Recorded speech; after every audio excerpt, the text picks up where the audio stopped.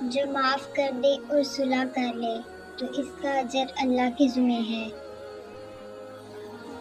کسی کو پانے کے لیے ہماری تمام خوبیاں بھی کم پڑ جاتی ہیں اور کھونے کے لیے ایک غلط فہمی ہی کافی ہوتی ہے۔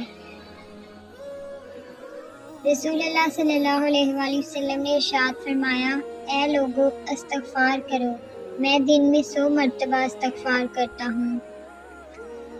ایک لڑکی کی زندگی میں آخری دم تک صرف ایک ہی آدمی ہوتا ہے جو اس کا رونا بالکل پسند نہیں کرتا، اور وہ ہے باپ۔ سب رشتے وقت کے ساتھ رنگ بدل لیتے ہیں سوائے ماں کے، وہ ویسی ہی رہتی ہے جیسی ہوتی ہے۔ جو خوبصورتی چاہتا ہے اس کے لیے اخلاق ہی کافی ہے۔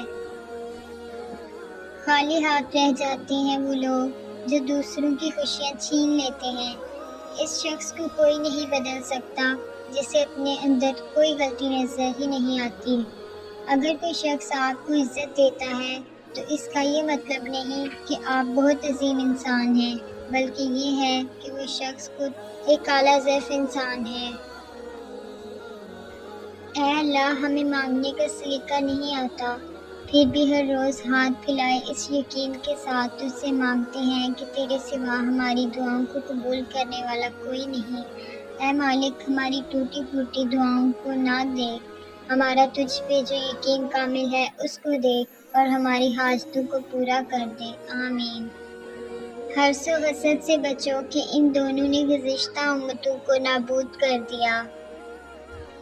پھلوں کو کلو کے حساب سے تولا جاتا ہے، جوہرات کو قیراط کے حساب سے تولا جاتا ہے، سونے کو گرام کے حساب سے تولا جاتا ہے، لوہے کو ٹنوں کے حساب سے تولا جاتا ہے۔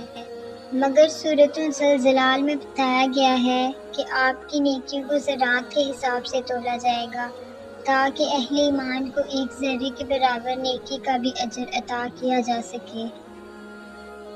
نفرتیں، سازشیں، مکاریاں، یہ سب کم ظرف لوگوں کے مشغلے ہیں۔ ظرف والوں کو اتنی فرصت کہاں کہ دوسروں کے عیب ڈھونڈتے پھریں۔ حسد اور گھمنڈ جس انسان میں داخل ہو جاتے ہیں تو وہ اس کی عقل کو باہر کر دیتے ہیں۔